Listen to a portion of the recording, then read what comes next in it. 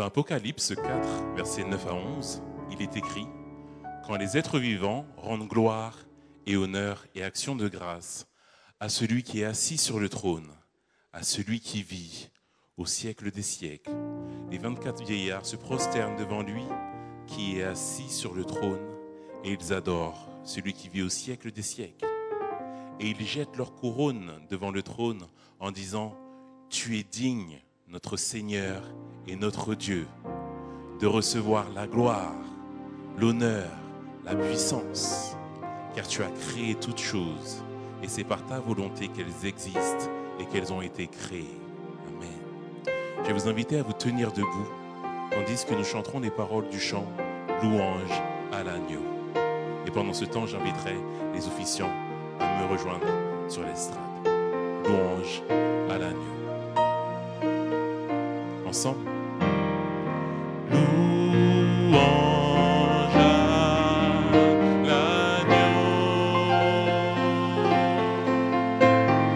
Louange à l'agneau.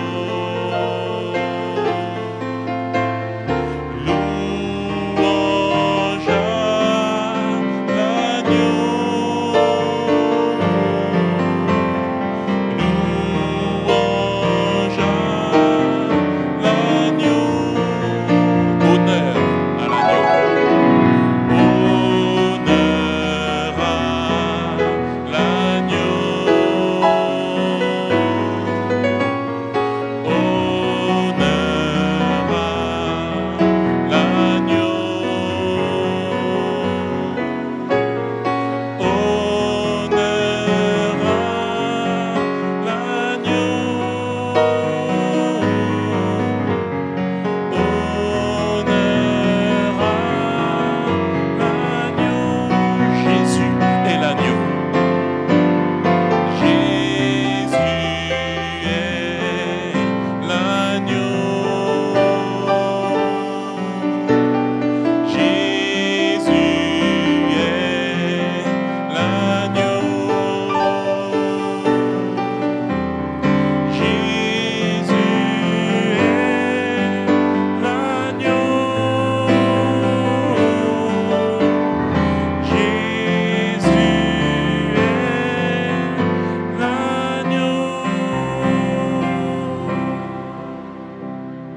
Tandis que nous prierons sur chair, je vous invite à vous recueillir.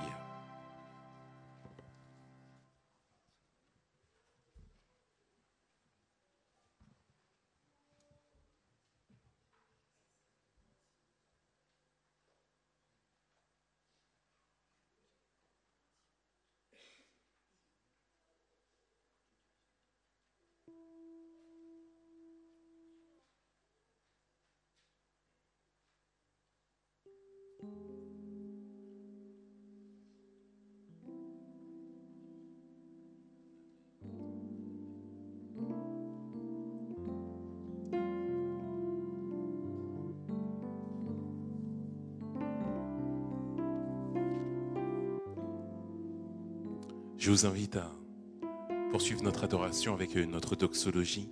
Père, nous élevons ton nom.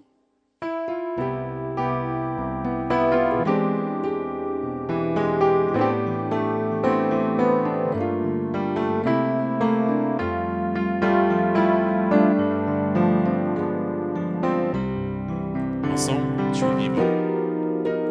Tu es vivant, tu es si grand. Mon Dieu puissant, et nous bénissons ton nom, car tu règnes éternellement. Tu es vivant, tu es si grand. Mon Dieu puissant, dans nos cœurs résonne un chant. Père, nous élevons ton nom.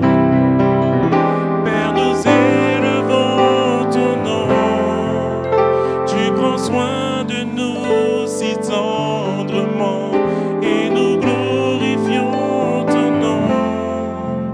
De nos cœurs jaillissent des mots d'amour pour t'honorer, te louer et t'adorer.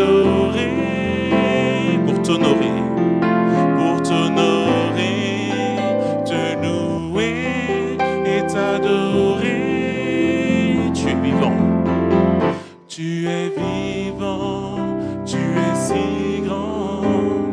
Mon Dieu puissant, reçois Seigneur nos cœurs, nos vies en ton honneur. Reçois Seigneur nos cœurs, nos vies en ton honneur. Reçois Seigneur nos cœurs, nos vies en ton honneur.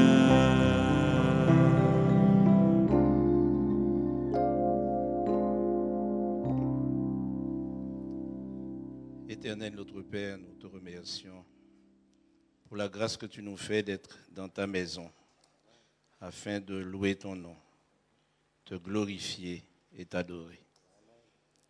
Nous te prions, Seigneur, de prendre possession de nos cœurs, de répandre ton esprit parmi nous et en nous.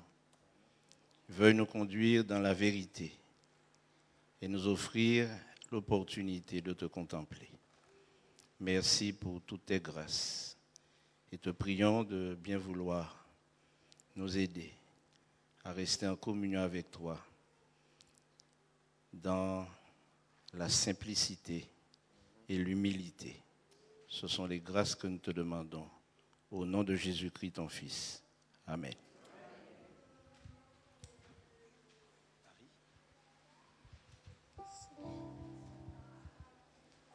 Le ciel est bleu, le soleil brille dans nos cœurs et nous sommes contents. Ensemble, remercions le Seigneur pour ce soleil, pour cette chaleur qu'il nous a donnée. Partageons-le avec ceux qui nous entourent. Ce matin, avec ces paroles et avec les officiants sur chaire, nous voulons vous souhaiter une chaleureuse et cordiale bienvenue. Sentez-vous à votre aise. Vous avez fait le bon choix en venant ici ce matin. Que vous soyez ici dans cette chapelle, dans les salles annexes, ou même que vous soyez devant votre écran d'ordinateur ou de tablette, quel que soit, vous avez choisi le bon programme. Nous prions que Dieu puisse déverser ses bénédictions en abondance sur chacun de vous, aujourd'hui et pour tous les jours de votre vie. Bienvenue à tous.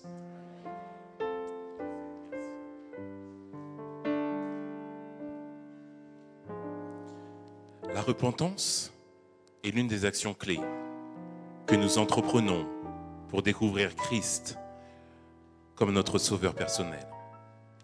La repentance est notre action et le pardon est la réaction de Dieu à notre égard de par son amour parfait. Je vous invite à prendre avec moi les paroles du 284 des hymnes et louanges. Seigneur, attire mon cœur à toi.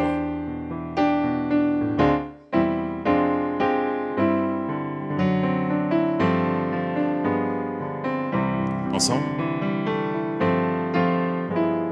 Seigneur, attire mon cœur à toi. Je te désire tout près de moi. Ma délivrance dans le danger. C'est ta présence divin berger. C'est ta présence divin berger. Par ta puissance, brise soumets. Par ta puissance, brise soumets. ma résistance à tout jamais. Ma résistance à tout jamais. Courbe mon être, ma volonté. Courbe mon être, ma volonté. Sois-en le maître incontesté. Sois-en le maître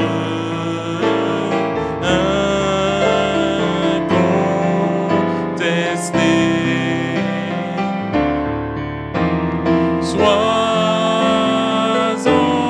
le maître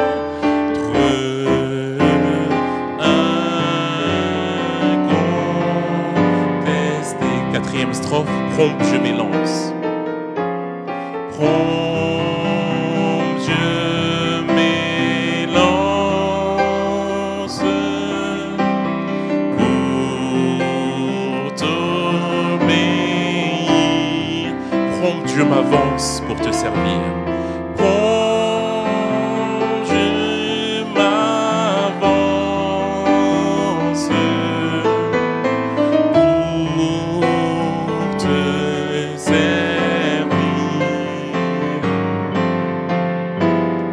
Mais sous ton aile, loin du péché, Sauveur fidèle, tiens-moi caché. Sauveur fidèle, tiens-moi caché. Je vous invite à vous mettre à genoux pendant que nous prierons ensemble.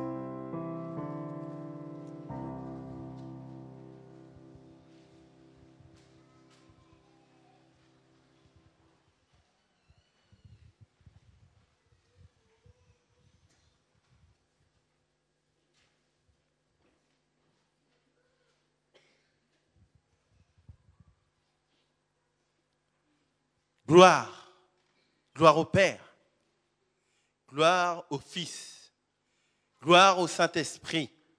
Oui, Dieu, tu es digne d'être adoré. Et nous voulons nous joindre à tous ces anges pour acclamer ton nom, pour te rendre la gloire qui t'est due, parce que tu es Dieu et tu es digne d'être adoré. Que tout l'univers te loue et t'adore. Merci, tendre Père. Merci pour ton amour manifesté en Jésus-Christ qui a donné sa vie pour chacun d'entre nous. Et c'est vraiment avec reconnaissance, avec humilité que nous venons à ton trône de grâce te demander pardon. Pardon, oui, pardon parce que nous avons transgressé ta sainte loi. Pardon parce que nous n'avons pas été comme nous aurions dû l'être. Merci Jésus pour ton sacrifice. Plein de reconnaissance, nous venons dans ta maison, Seigneur, convaincus que tu nous as pardonné. Nous venons plein de reconnaissance afin de t'adorer tout simplement. Alors daigne accepter ces louanges et toute notre adoration. Bénis ton peuple, Seigneur. Bénis tes enfants. Bénis ceux qui souffrent, ceux qui sont malades, ceux qui sont sur les lits des hôpitaux, ceux qui sont dans la douleur. Bénis tes enfants, Seigneur, à travers le monde. Bénis également, tendre Père, le pasteur Guy Roger qui aura à partager le pain de vie avec nous ce matin. Remplis-le de ton Saint-Esprit et que ce message puisse pénétrer nos cœurs et que, de nouveauté de foi, nous puissions marcher dans la clarté de ta parole. Bénis les autorités de ce pays, la France, Seigneur. Accorde-leur l'intelligence. Accorde-leur, Seigneur, de te connaître afin qu'ils puissent aussi venir adorer comme nous. Bénis nos instances dans le monde entier afin que ta parole soit propagée par-delà le monde et que ton règne vienne, Seigneur Jésus. Si nous sommes venus aussi t'adorer, Seigneur, nous sommes venus avec nos dîmes et avec nos offrandes. Alors daigne les agréer et bénir les mains de ceux qui auront à les répartir afin que ton œuvre se répande dans le monde. Reste avec nous pendant ce moment d'adoration et de culte et que toute la gloire te soit rendue au nom de Jésus. Amen.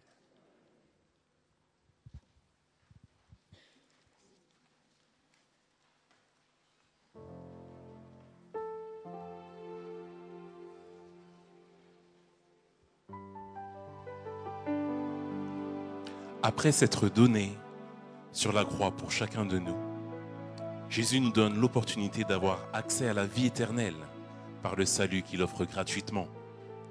J'invite tous ceux et celles qui veulent louer notre Seigneur à chanter avec moi « Dieu quel amour pour moi ».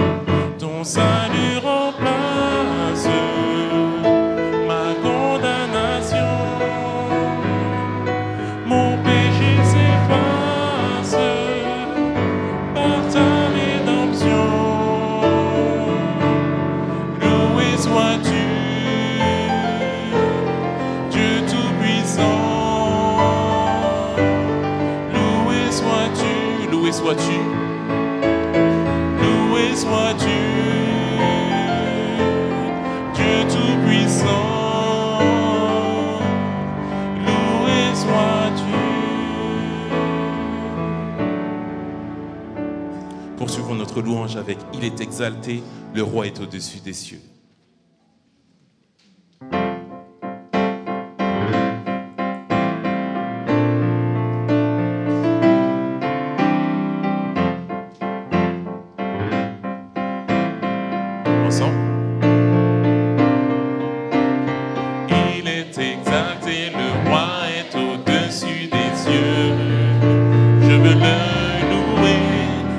Il est élevé à jamais exalté et je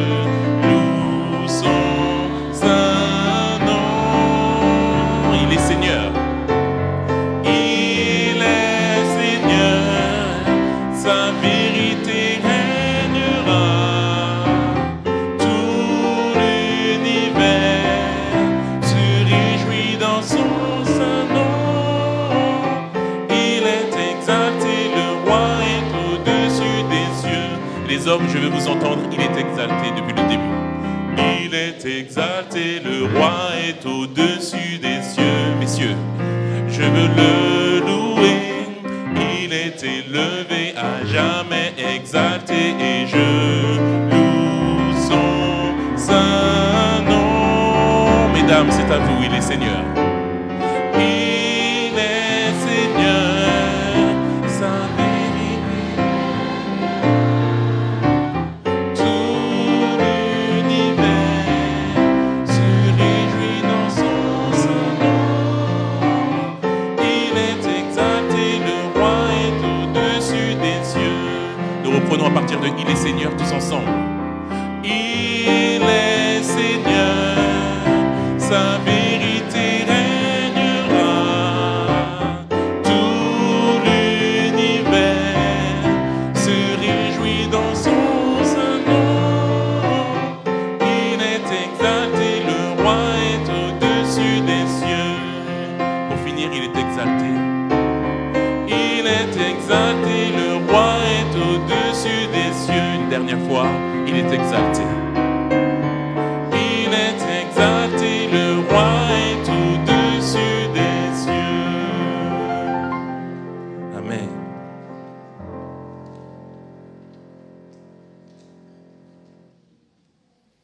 La Bible déclare dans Malachie 3, verset 10, c'est un texte que j'affectionne particulièrement: apportez à la maison du trésor toutes les dîmes, afin qu'il y ait de la nourriture dans ma maison.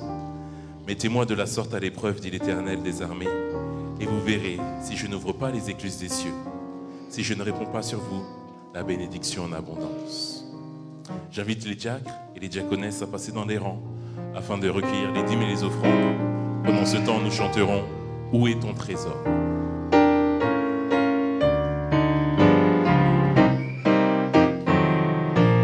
Où est ton trésor? Où est ton trésor? Là sera ton cœur. Tu peux te tromper de placement.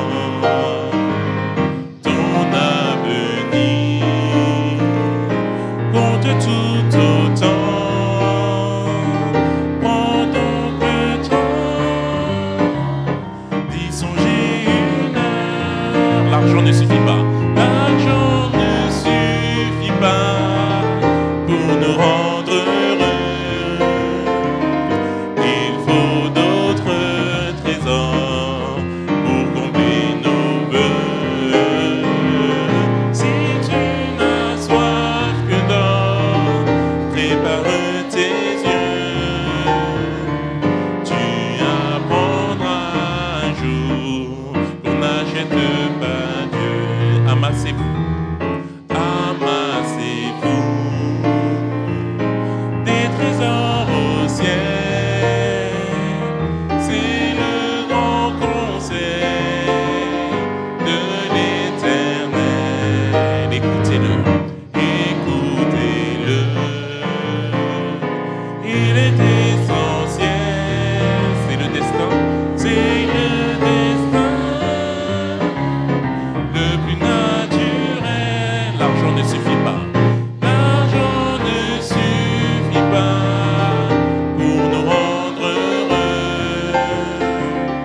Il faut d'autres trésors pour combler nos vœux. Si tu n'as soif que d'or, prépare tes yeux. Tu apprendras un jour qu'on n'achète pas Dieu. L'argent ne suffit pas.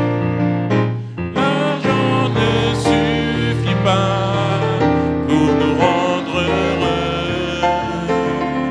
Il faut d'autres trésors pour combler nos vœux. Si tu n'as soif que d'or, prépare tes yeux.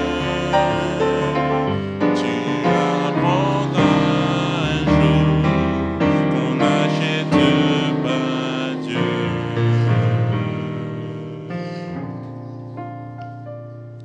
Je vais vous inviter à vous tenir debout pour la lecture de la Bible telle qu'elle sera faite dans Actes 10, versets 35, 34 à 35.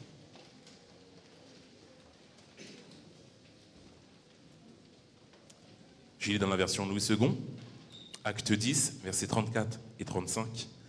Alors Pierre, ouvrant la bouche, dit, « En vérité, je reconnais que Dieu ne fait point acception de personne, mais qu'en toute nation, celui qui le craint et qui pratique la justice lui est agréable. » Amen. Asseyons-nous.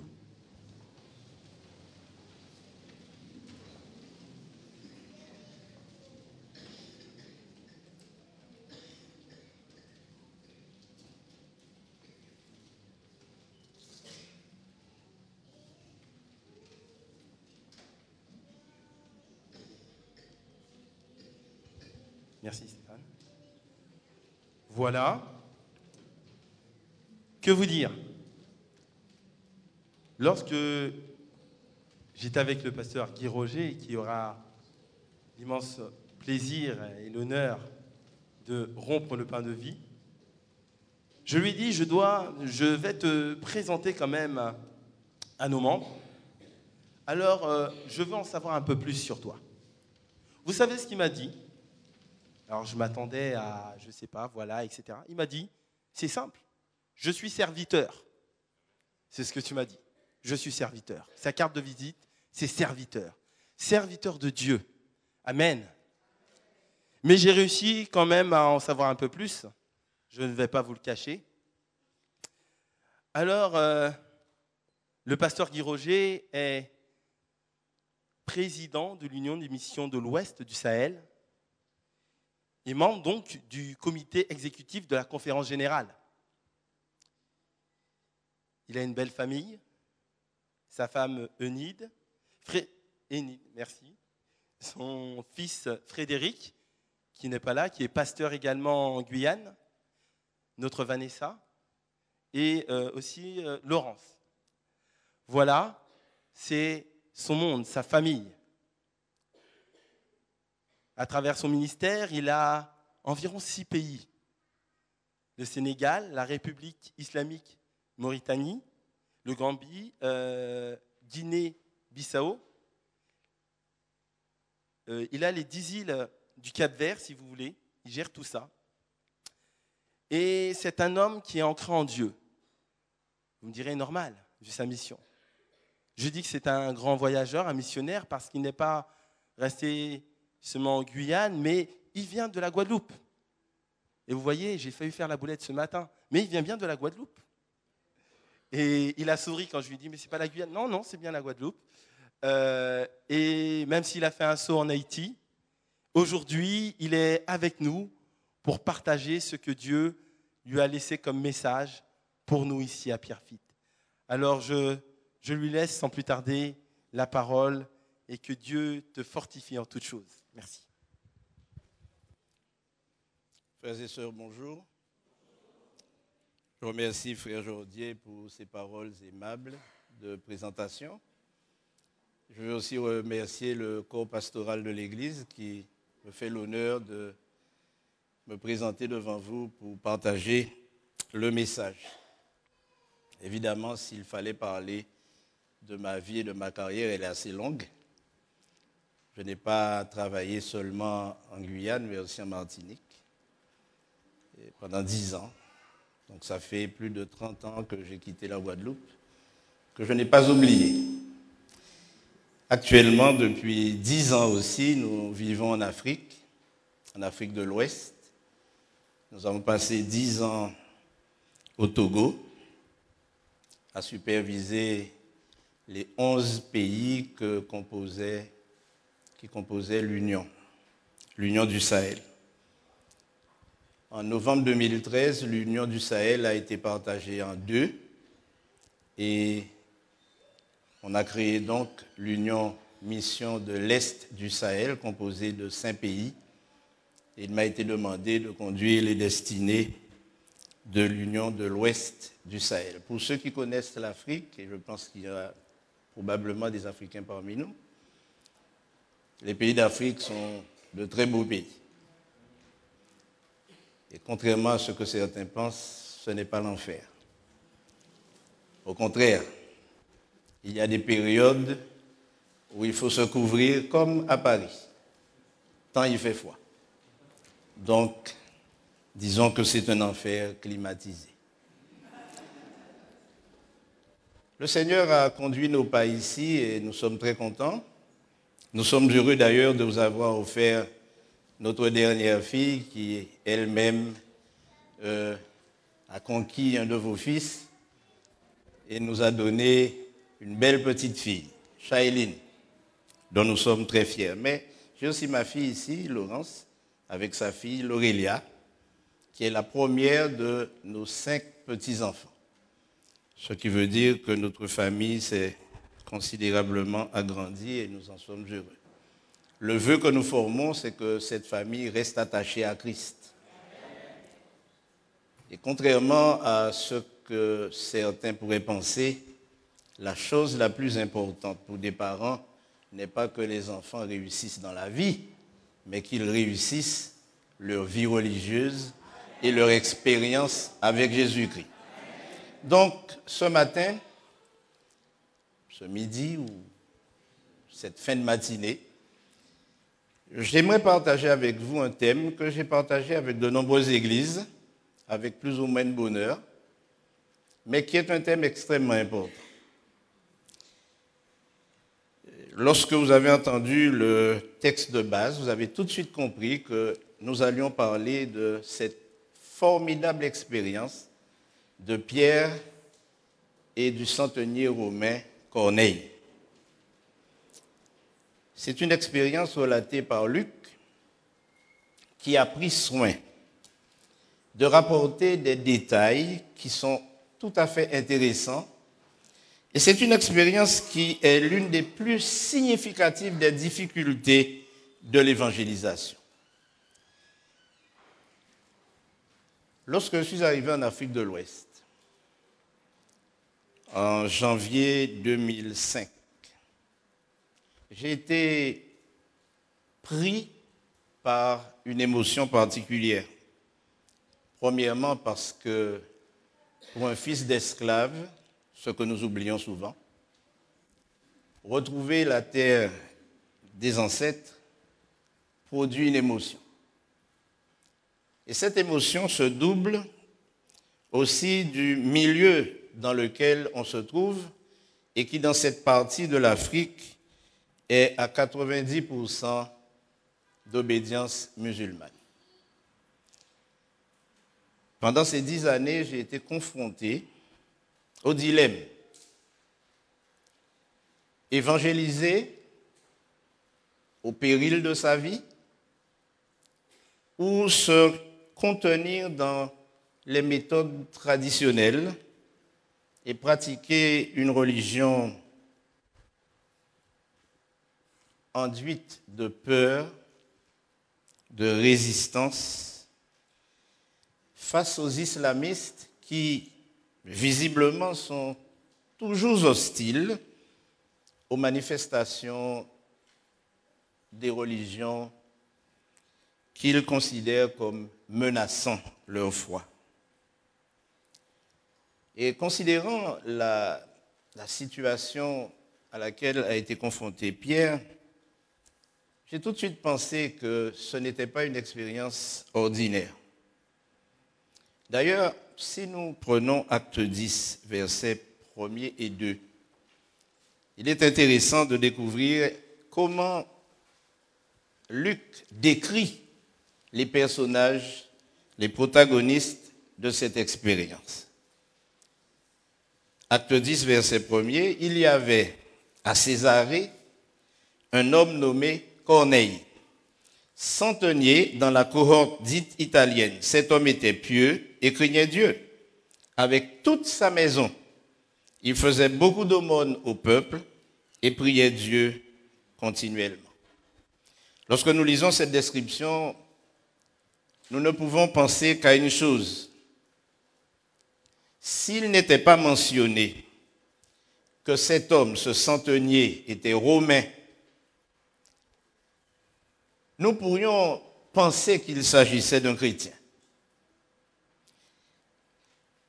d'un juif. Il est dit qu'il était pieux. Vous savez, je vis au Sénégal depuis 1 an et demi et 5 fois par jour, le muezzin appelle à la prière.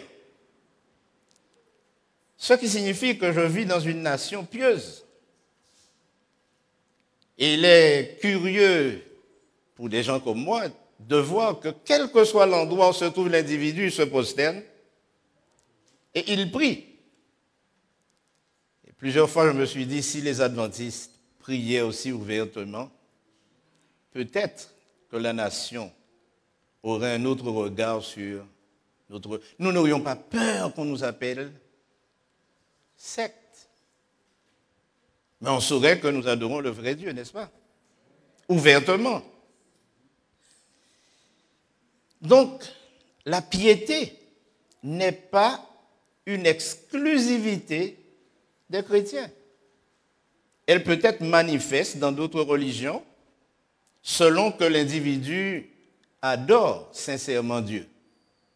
Mais plus encore, le centenier craignait Dieu.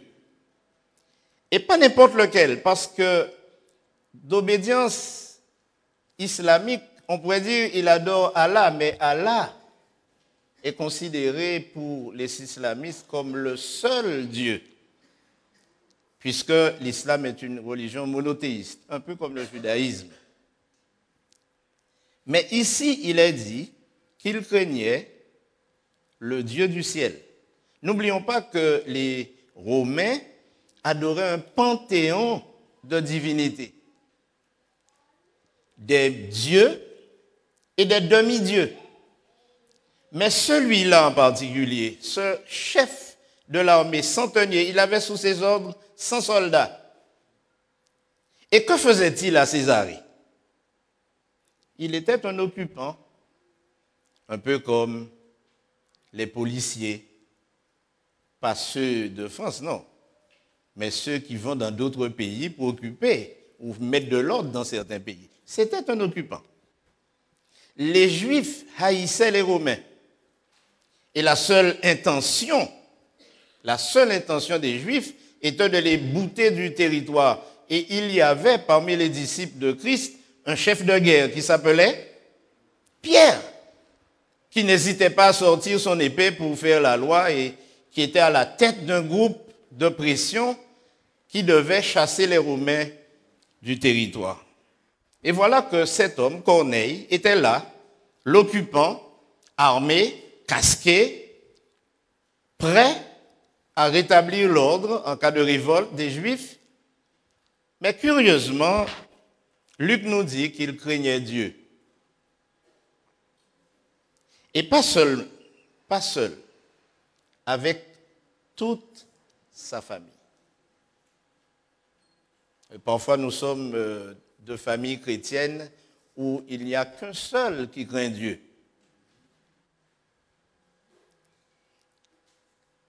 Que de familles aujourd'hui prient le cœur saignant pour des enfants élevés dans l'Évangile et qui ont quitté l'Église.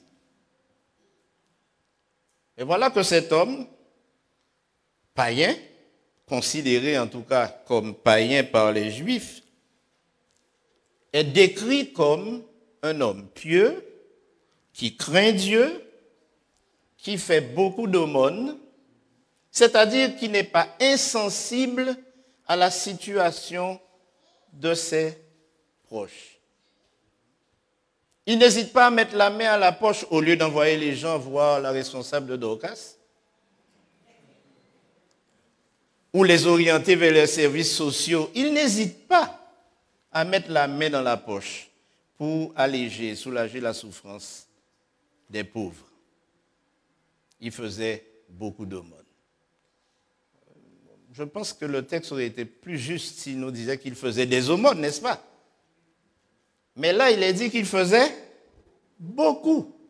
Il puisait dans ses réserves, il allait sur son compte en banque et probablement n'hésitait pas à aller au distributeur de billets pour extraire quelques coupons qu'il pouvait distribuer autour de lui avec la joie que ce geste, aussi minime soit-il, puisse changer quelque chose dans la vie de ceux qui en étaient bénéficiaires. Mais pas seulement. Luc nous dit qu'il priait Dieu constamment, continuellement. 3 fois par jour, 5 fois par jour. Apparemment, il le faisait en même temps qu'il respirait. Aux frères et sœurs, je pense que s'il n'était pas fait mention de son origine et de ses activités religieuses, nous aurions pensé qu'il s'agit d'un bon chrétien, n'est-ce pas? Peut-être même d'un bon adventiste, si tant est qu'il y ait de bons adventistes.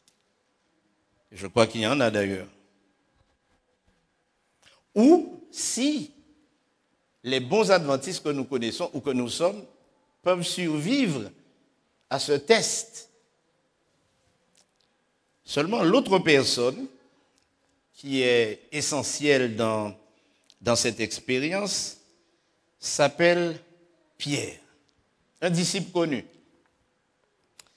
un impertinent, un disciple insolent, un brave, un disciple fidèle, même s'il a, à un certain moment de faiblesse, rogné son maître pour sauver sa peau. Mais c'est un disciple qui a une réputation très connue. Et alors ce Pierre se trouve confronté lui aussi à un dilemme. Il semble, selon le texte que nous avons sous les yeux, Acte 10, versets 11 à 14, il dit, le lendemain, comme ils étaient en route et qu'ils approchaient de la ville, Pierre monta sur le toit, vers la 6e heure pour prier. Il eut faim et il voulut manger. Et pendant qu'on lui préparait à manger, il tomba en extase. Il vit le ciel ouvert et un objet semblable à une grande nappe attachée par les 4 coins qui descendait et s'abaissait vers la terre et où se trouvaient tous les quadrupèdes et les reptiles de la terre et les oiseaux du ciel. Et une voix lui dit, lève-toi Pierre, tue et mange.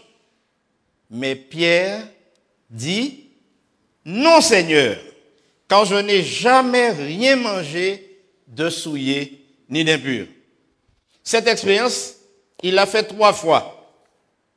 3 fois, la voix lui dit, Pierre, lève-toi, mange, tue et mange. Et 3 fois, Pierre répond, non Seigneur. Ça, c'est un bon adventiste.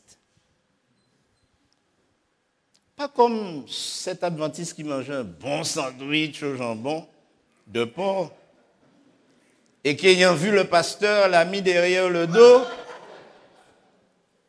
espérant cacher momentanément son écart. Mais le pasteur qui avait eu le temps de le voir lui a dit, mangez, hein, pas bon Dieu.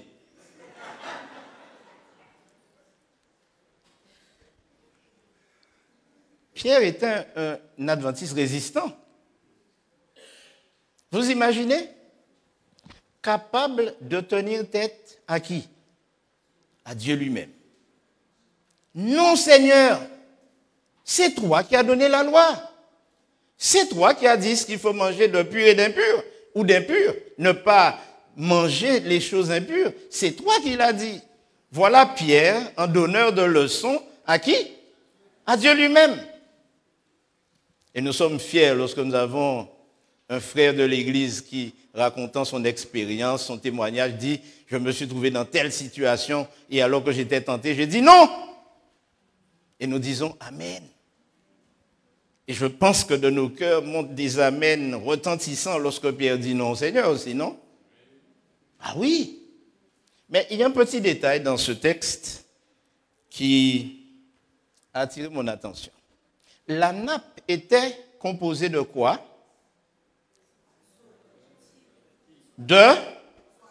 Non, lisez. Si vous n'avez jamais lu ce texte, profitez-en.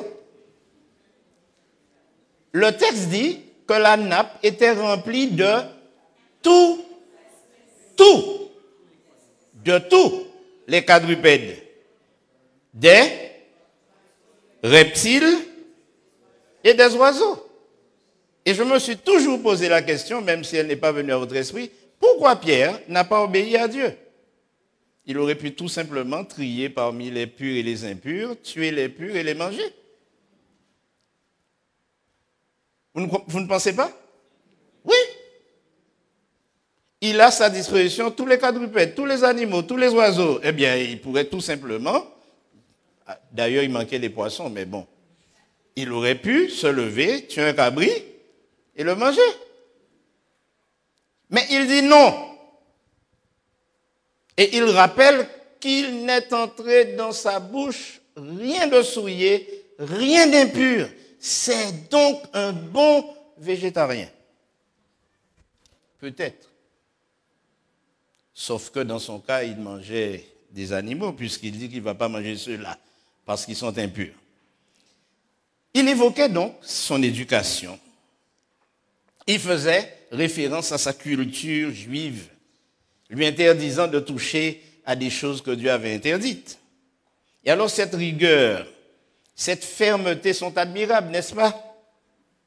Par contre, après avoir résisté 3 fois, Pierre est habité par une idée qui ne le lâche pas et il se demande est-ce qu'il a bien agi?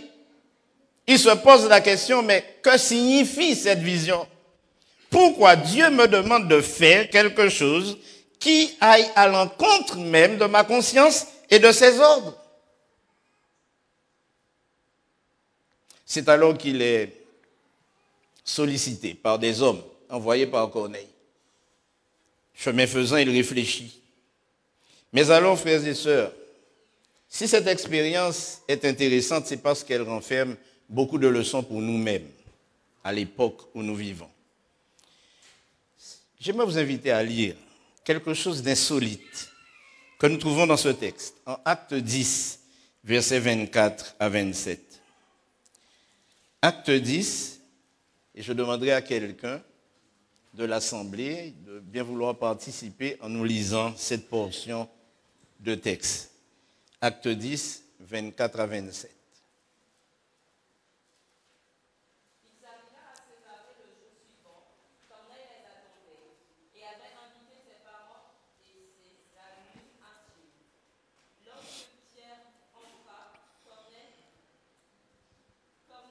Qui était allé au-devant de lui, tomba à ses pieds et se prosterna. Mais Pierre le releva en disant « Lève-toi, moi aussi je suis un homme. » Et conversant avec lui, il entra et trouva beaucoup de personnes réunies. Merci. Corneille semble être un bon soldat, mais aussi un bon évangéliste. Il a réuni chez lui, dans un petit groupe, une communauté de maisons.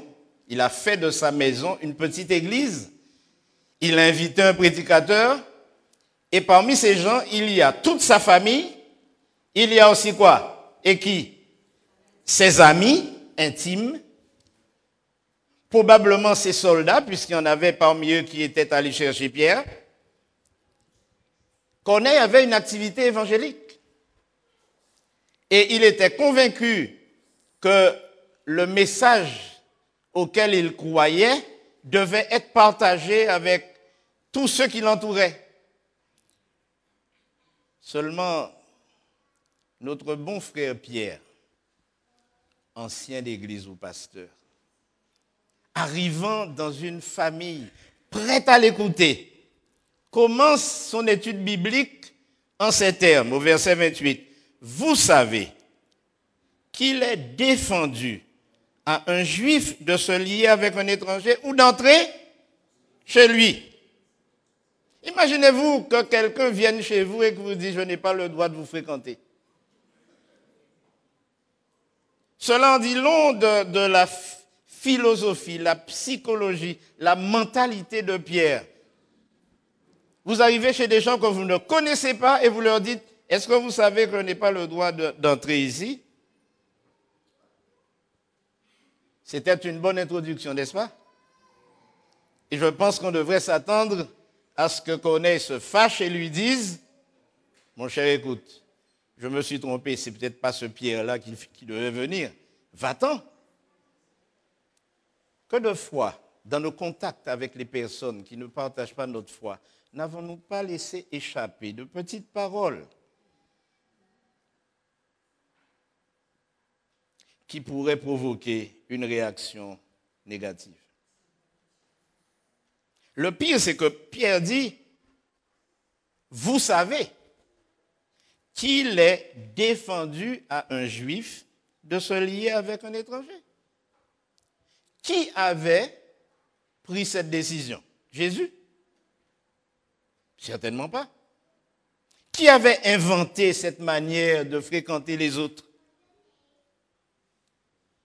De qui Pierre avait-il reçu l'ordre de ne pas entrer chez les païens?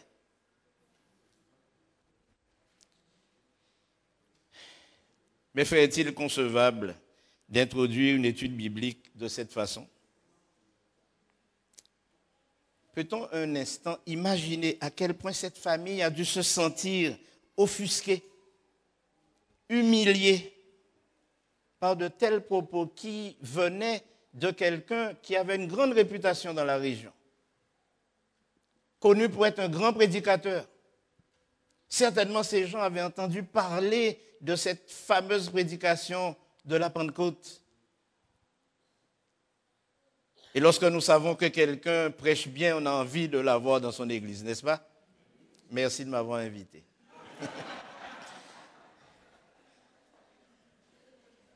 Mais heureusement, il se rattrape. Il se rattrape. Et il déclare, mais Dieu m'a appris à ne regarder aucun homme comme souillé et impur. C'est pourquoi, il se justifie, je n'ai pas eu d'objection à venir, puisque vous m'avez appelé, ce qui signifie qu'il ne viendrait pas. Je vous demande donc, pour quel motif vous m'avez envoyé chercher? Et là, il est à l'écoute. Il est à l'écoute. Frères et sœurs, n'avons-nous pas, nous aussi, tendance à développer des réactions similaires envers ceux que nous considérons comme des païens? J'ai toujours été surpris d'entendre des adventistes dire le païen ou j'ai rencontré un païen en parlant d'un chrétien.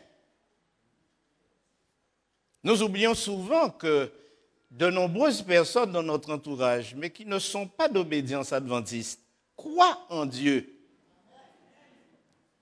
aiment Jésus. Et il n'y a aucun mal à aimer la maman de Jésus. Aucun mal. Je crois que la Marie de la Bible est une femme extraordinaire. Vous êtes-vous mis à sa place lorsqu'on est venu lui dire de venir chercher son fils parce qu'il était fou? Quelle mère accepterait d'entendre de tels propos à l'égard de son enfant? Une femme extraordinaire. Et je vous invite, frères et sœurs, non pas à adorer Marie, parce qu'il n'y a qu'un seul Dieu qui mérite l'adoration. Au fond, Marie adorait son fils parce qu'il est Dieu. Marie n'a pas besoin d'être adorée, mais elle peut être vénérée en tant que mère exemplaire. Et cela, nous ne devons pas avoir à l'égard de ceux qui croient que Marie est une femme formidable. Nous ne devrions pas entretenir d'idées ambiguës à l'égard de cette vénération. Souvent nous disons, ce sont des païens, mais savez-vous qui est un païen? Un païen, c'est quelqu'un qui ne croit pas en Dieu. Un païen, c'est quelqu'un qui n'accepte pas Dieu comme un élément constituant sa foi. Nous rencontrons beaucoup de chrétiens autour de nous. Alors, pour ne pas les appeler païens, nous les appelons mondains.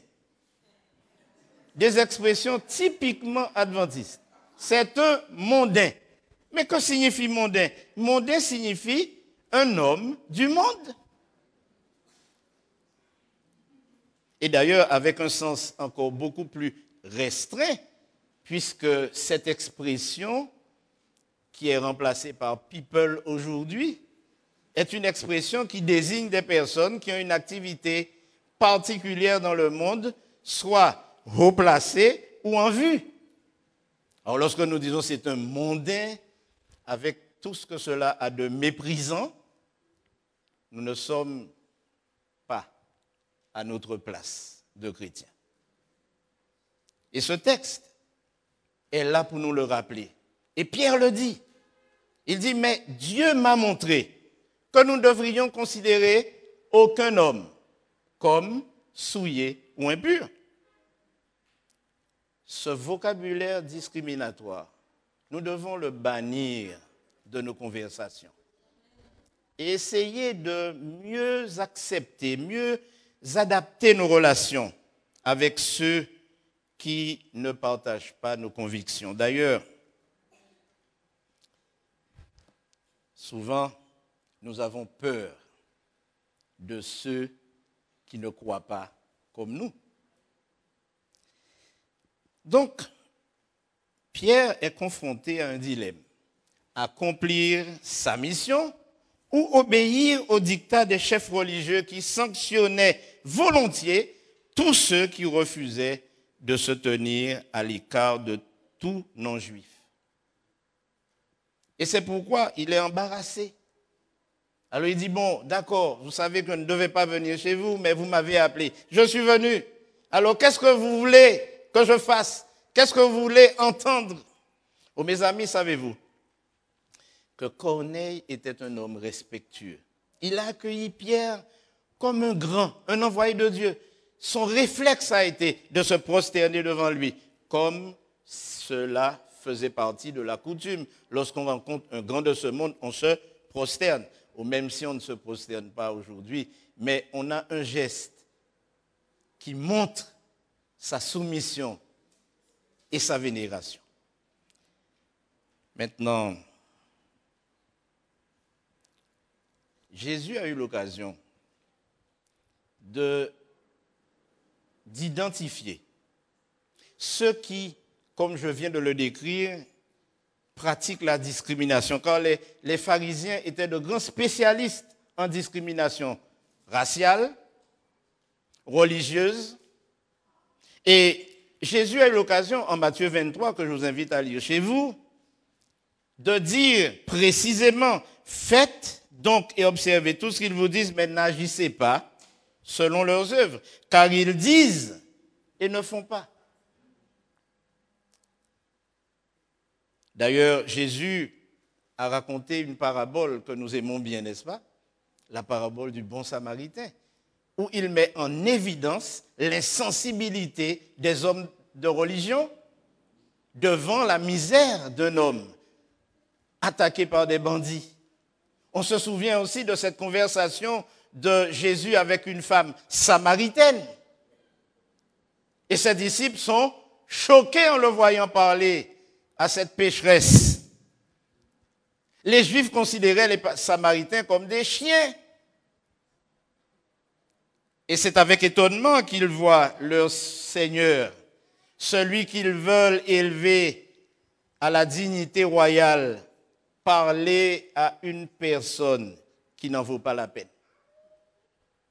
Aux frères et sœurs, la grande leçon que nous devons retenir de cette expérience, c'est le repentir de Pierre. Alors, tandis qu'il parle, il se rattrape à chaque phrase. Finalement, il dit, en ouvrant la bouche, en vérité, je reconnais que Dieu ne fait point exception de personne. Mais quand toute nation, celui qui le craint et qui pratique la justice, lui est agréable. Amen. Ne soyons pas avares d'amen lorsqu'il est question de ce genre de choses. Et je souligne ici, en toute nation. Ce n'est pas seulement en France, mais partout. Et que cela nous plaise ou nous déplaise, Dieu a des enfants dans toutes les nations.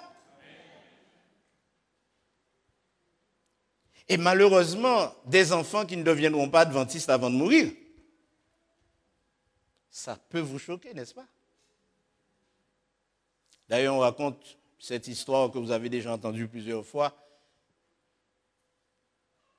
d'adventistes qui se trouvent au ciel.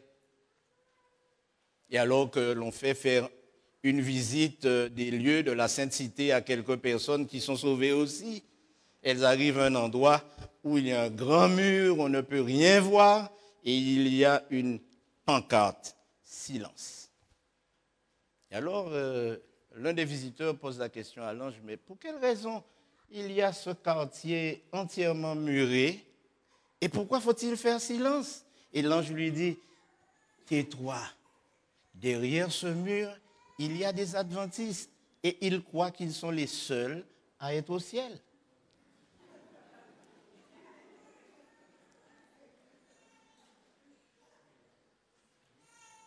Dieu n'a pas un ciel pour les adventistes.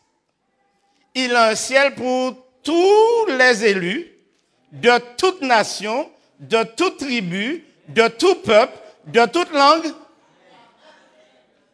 et de toute religion.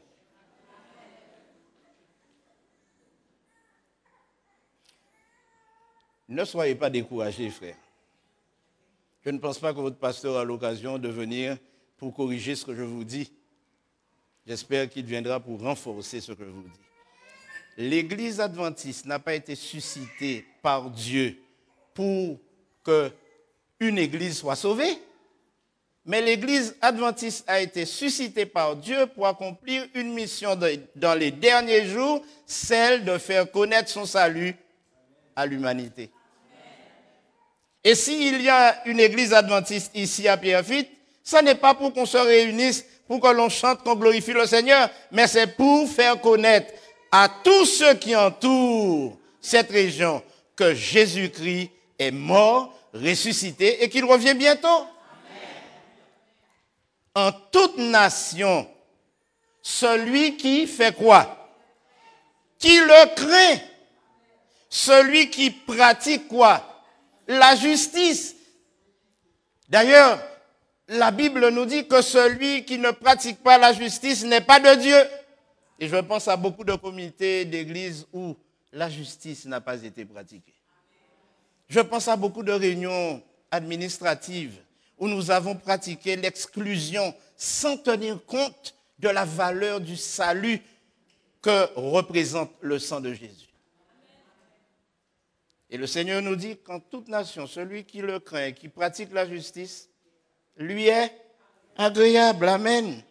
Donc, la grande leçon que nous devons retenir de cette expérience, elle tient en 2 points.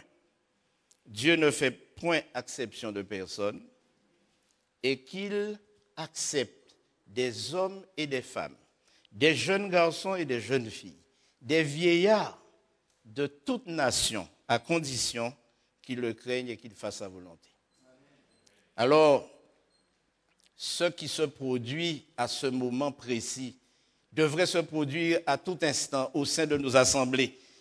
Au verset 44 à 46, il est dit, Pierre prononçait encore ces mots, le Saint-Esprit descendit sur tous ceux qui écoutaient la parole. Tous les fidèles circoncis qui étaient venus avec Pierre furent étonnés de ce que le don du Saint-Esprit était aussi répandu sur qui?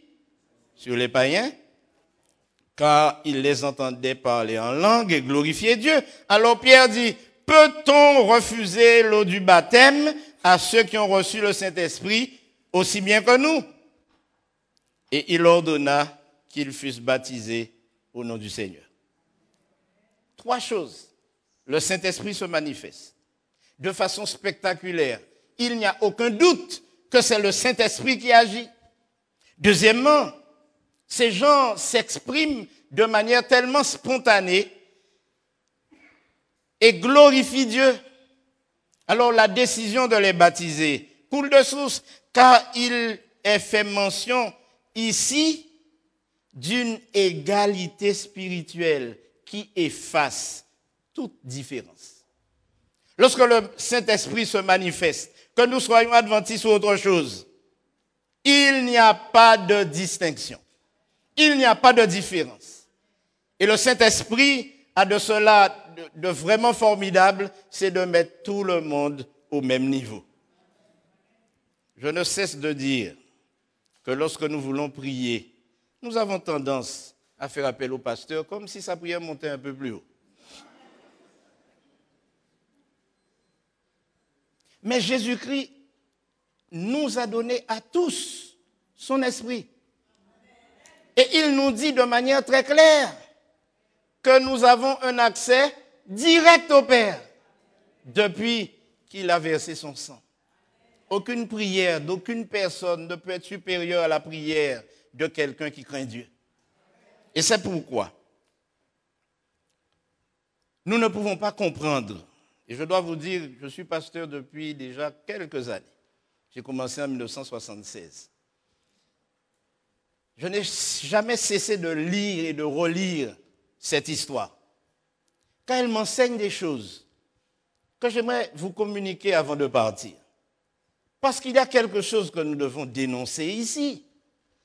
Lisez avec moi Acte 11, verset 1er à toi. Et que les anciens de l'Église m'excusent, mais c'est une dénonciation ouverte. Les apôtres, on pourrait dire quoi? Les pasteurs, non? Et les frères qui étaient dans la Judée apprirent que les païens avaient aussi reçu la parole de Dieu. Et lorsque Pierre fut monté à Jérusalem, les fidèles circoncis lui adressèrent quoi? Des reproches en disant, tu es entré chez les incirconcis, tu as mangé avec eux? C'est rageant, n'est-ce pas? Voilà quelqu'un qui vient de baptiser on ne sait combien de personnes, qui vient d'avoir l'expérience de sa vie. Car mes frères, je dois vous dire que lorsque l'on voit quelqu'un qui en principe ne croit pas en Dieu, accepter de se soumettre à la volonté de Dieu, c'est une grande victoire, c'est une grande conquête. Et l'on ne devrait faire qu'une chose, se réjouir. Mais voilà que ces hommes d'église, ils sont fâchés. Ils sont fâchés. C'est l'attitude la plus choquante que j'ai trouvée dans cette histoire. Peut-on imaginer un président de fédération, un président d'union ou de division se mettant en colère lorsqu'il reçoit le rapport de baptême d'un pasteur qui affiche un nombre inhabituel de néophytes? Cela paraît totalement absurde. Et alors, il faut que Pierre prêche un autre message, qu'il prêche le même message qu'il a prêché chez Corneille. Et si vous lisez cette histoire, regardez la similitude des mots. Pierre prêche le même message aux hommes d'église, aux chefs. Et à la suite, verset 18, après avoir entendu cela, ils se convertissent. En fait, que dit le texte, verset 18? Ils se calmèrent. Cela signifie, mes frères, que l'ambiance était chaude. Ils avaient probablement pris leur bâton ou tout simplement signifié à Pierre qu'il serait convoqué devant le comité et qu'il ferait probablement l'objet d'une sanction. Il serait peut-être pas radié, mais censuré. Peut-être, que sais-je. Alors après ça, ils se calmèrent et finalement, on peut dire ouf, ils glorifièrent Dieu en disant, Dieu a donc accordé la repentance, et le mot choquant ici est aussi aux païens afin qu'ils aient la vie. Franchement, Paul, en s'adressant aux Éphésiens, a annoncé que Dieu avait un mystère à révéler. Et il le révèle en Éphésiens 3, versets 6 et 7, où il dit, ce mystère, c'est que les païens sont co-héritiers, forment un même corps et participent à la même promesse en Jésus-Christ par l'évangile. Alléluia. Amen. Mes frères, les païens, ceux que nous ne considérons pas comme nous, ceux qui ont des attitudes qui nous choquent, Dieu est prêt à les accueillir. Il en fait des co-héritiers. Co-héritier signifie qu'on a accès à l'héritage. Et il dit, ils sont cohéritiers et forment un même corps. Ils participent à la même promesse en Jésus. Je conclurai en rappelant simplement la grande commission de Jésus. En Matthieu 28, versets 18 à 20, nous connaissons très bien ce texte. Nous connaissons mieux le verset 19.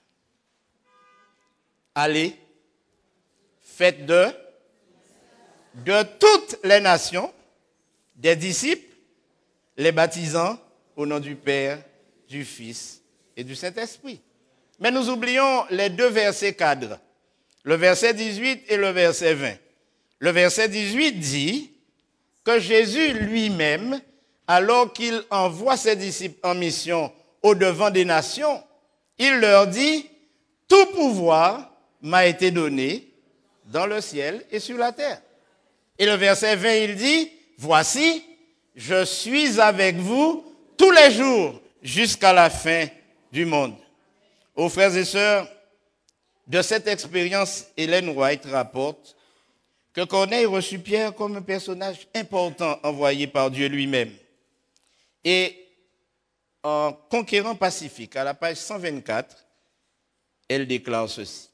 « Aujourd'hui, Dieu cherche à sauver des âmes parmi les grands comme parmi les humbles de ce monde.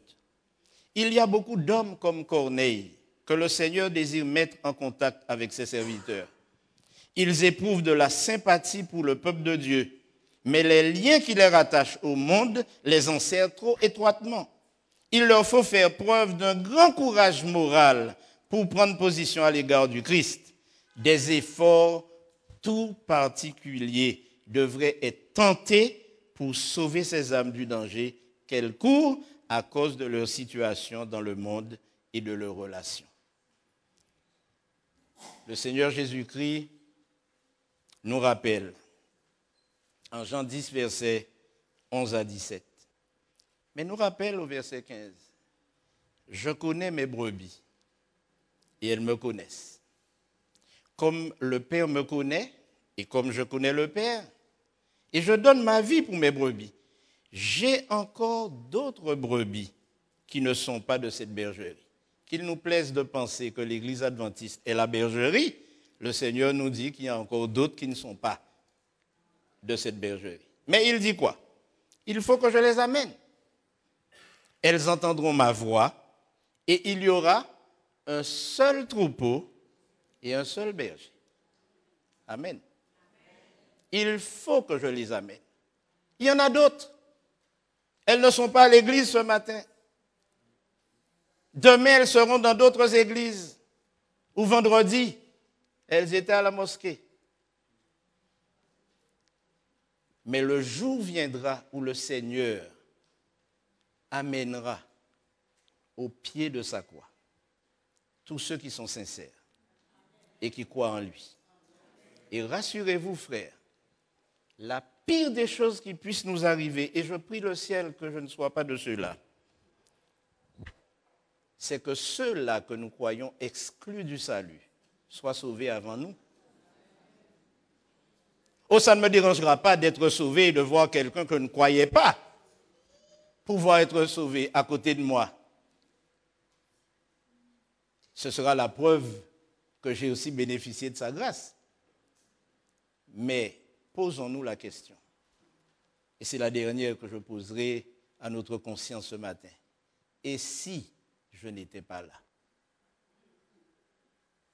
Après avoir fait tout cela, après avoir été ponctuel, assidu au temple, après avoir donné fidèlement ma dîme, après avoir suivi un régime strict, sans viande, après avoir observé une rigueur dans mes vêtements, dans mon apparence, dans mes paroles, et si je n'étais pas là?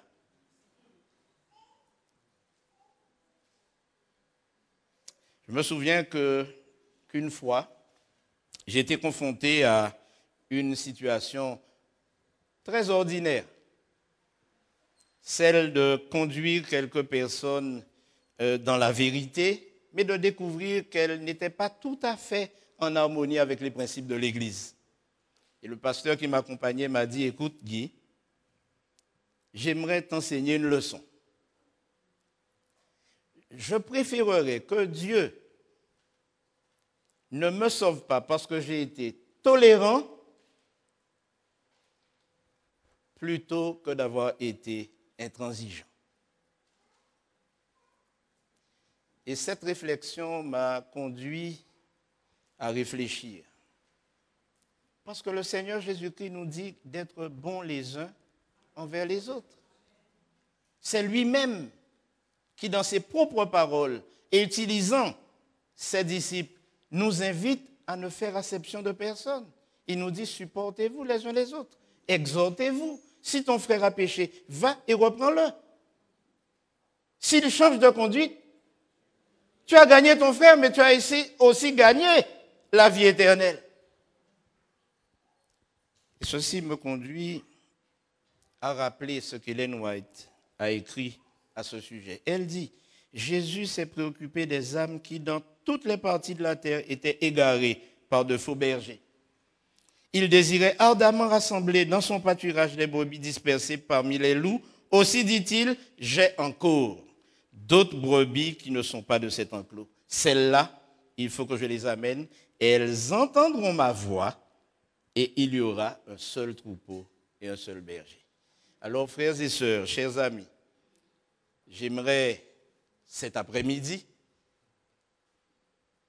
vous inviter à être la voix du Seigneur, s'adressant à ses brebis pour qu'elles rejoignent le troupeau. Est-ce qu'il y a dans cette assemblée quelqu'un qui voudrait dire « Je veux être une voix pour Jésus », annonçant son message et disant sans peur qu'il est le Sauveur? Laissez-moi voir la main de ceux-là. Alléluia, merci. Je vais prier pour vous. Est-ce qu'il y a dans cette assemblée quelqu'un qui n'est pas de cette obédience adventiste, mais qui a compris aujourd'hui qu'elle doit faire partie du troupeau de Jésus? Et en entendant ce message, en levant simplement la main, dit Seigneur, je veux être une brebis de ton troupeau et je veux entrer dans ta bergerie. Est-ce qu'il y a quelqu'un qui veut? Alléluia. Voulez-vous que je prie spécialement pour vous? Pour que le Seigneur vous permette de tenir cette décision? Est-ce que vous voulez bien venir ici que je prie? N'hésitez pas. Est-ce qu'il y a encore une autre personne qui veut? Vous pouvez rester à votre place, il n'y a pas de problème. Mais je veux distinguer par la prière ceux qui prennent cet engagement. Est-ce qu'il y a encore quelqu'un dans l'assemblée qui voudrait dire, Seigneur, je n'ai peut-être pas été en harmonie avec ta parole, mais aujourd'hui, je m'engage à faire partie de ton peuple, à être dans ta maison, faire partie de ton troupeau. Est-ce qu'il y a encore quelqu'un? Sachez que je ne fais pas cet appel parce que cela me plaît, mais c'est le Seigneur qui me dit d'appeler ceux que son esprit appelle. Et c'est pourquoi j'aimerais faire cette prière spéciale. J'invite l'assemblée à se lever. Et je prierai aussi pour vous, ma sœur. Prions le Seigneur.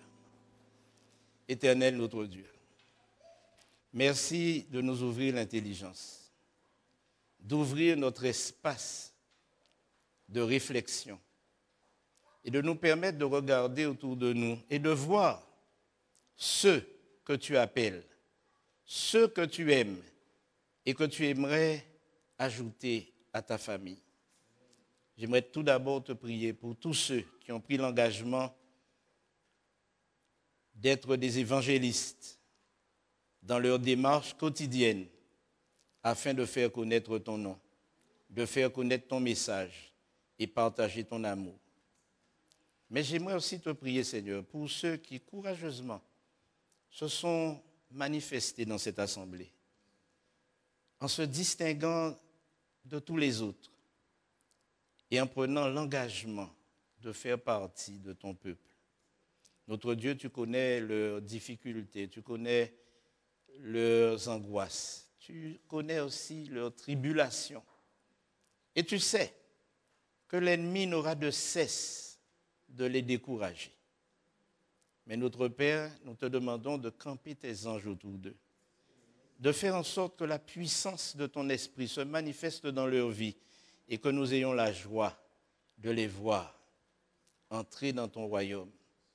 Ô Seigneur, nous te prions maintenant parce que le risque existe pour chacun de nous d'avoir milité pour toi, mais de ne pas bénéficier de la vie éternelle. C'est pourquoi nous te demandons de permettre que nous nous reconsacrions à toi et que nous fassions un pas de plus vers le salut en acceptant de te suivre sans condition. Merci notre Père pour tout ce que tu as déjà accompli. Et nous te remettons entre les mains tous ceux qui dans cette assemblée, de près ou de loin, ont entretenu l'idée qu'un jour ils devraient se joindre à ta famille. Permets que ce vœu se réalise et que ton nom soit glorifié. C'est donc au nom de Jésus-Christ, ton Fils, que nous t'avons fait cette prière, que nous avons fait cet appel, car nous croyons que tu accepteras d'exaucer cette requête en son nom et pour sa gloire. Amen. Que le Seigneur vous bénisse, qu'il vous aide. Amen.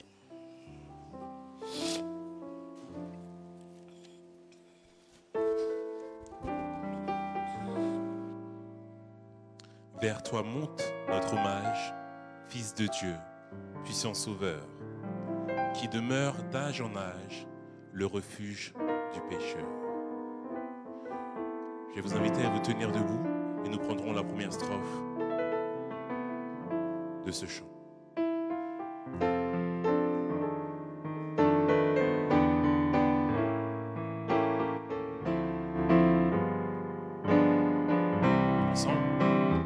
Vers toi monte notre hommage, Fils de Dieu, puissant Sauveur, qui demeure d'âge en âge le refuge du pécheur. Loué soit ton amour, loué soit à jamais. Ton nom Jésus, ta gloire et tes bienfaits. Loué soit ton amour, loué soit à jamais. Ton nom, ta gloire et tes bienfaits. Inclinons la tête pour la prière. Prions ensemble. Éternel notre Dieu et notre Père, tu es un Dieu merveilleux. Tu nous invites, Seigneur, encore une fois, à ne pas regarder nos frères comme différents de nous, de ne pas faire de distinction, ni dans nos convictions religieuses, ni dans notre façon d'être, de parler, de se comporter. Et Seigneur, surtout, tu veux que chacun de tes enfants soit sauvé et ait la vie éternelle. Alors Père, nous te prions d'agir dans le cœur de chacun et de permettre ainsi que, poussés par ton esprit, nous te servions réellement en esprit et en vérité. Que l'amour, Seigneur, soit notre leitmotiv et que tes desseins s'accomplissent dans la vie de chacun. Galvanise-nous, Seigneur. Fortifie-nous, car quelquefois nous sommes peureux. Donne-nous, Seigneur, de faire ta volonté et de marcher pour toi. Nous te prions au nom de Jésus. Amen.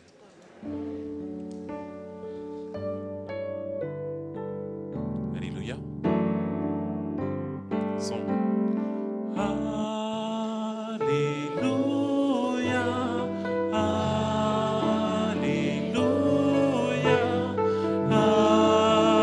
Alléluia pour le roi des rois. Alléluia.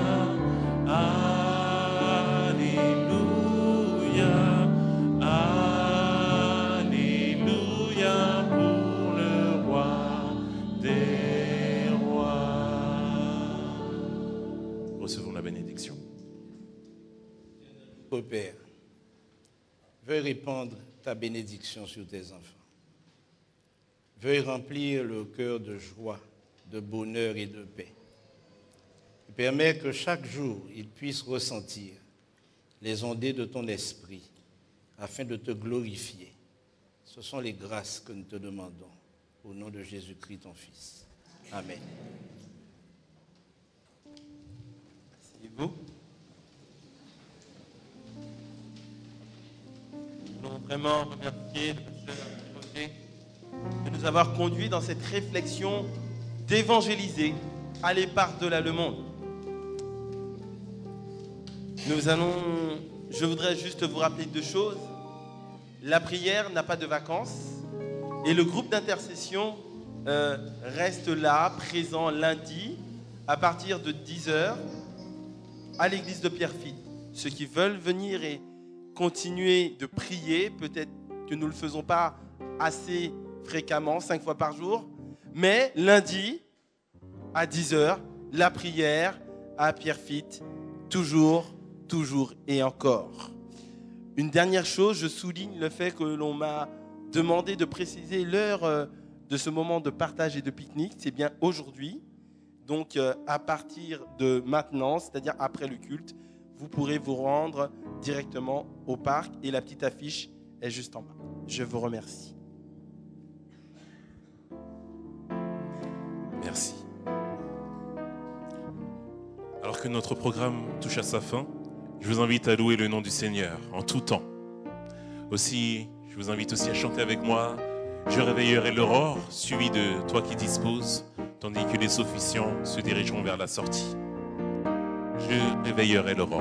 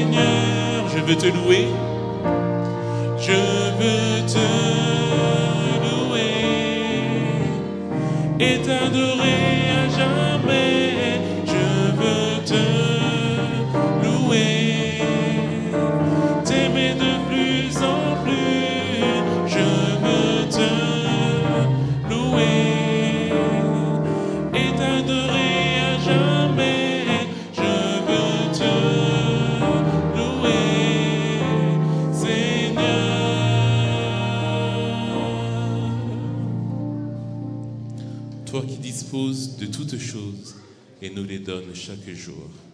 Reçois, ô Père, notre prière de reconnaissance et d'amour. Ensemble, toi qui disposes de toutes choses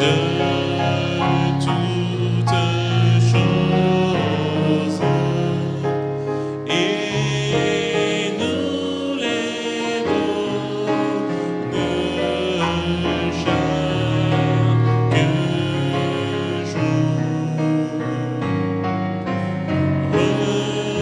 Reçois, ô Père,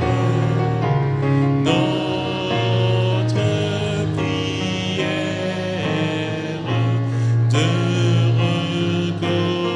reconnaissance et d'amour. Le don suprême.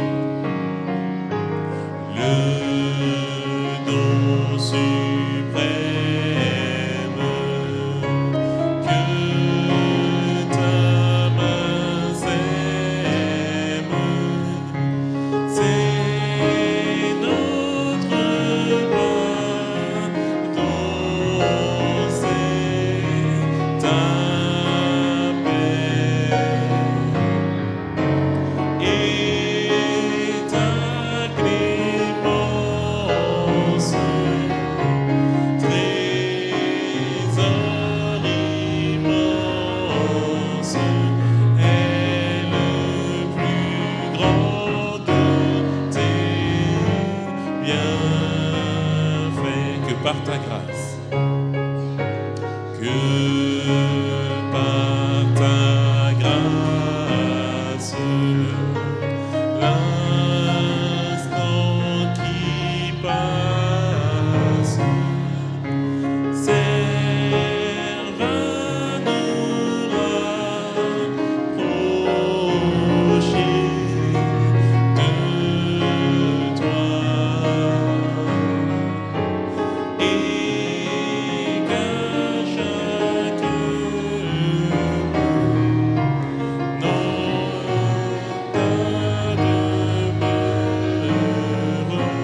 nos cœurs s'élèvent par la foi. Amen. Je vous souhaite à tous un bon sabbat et vous donne rendez-vous au sabbat prochain, 9h15. Bon sabbat à tous.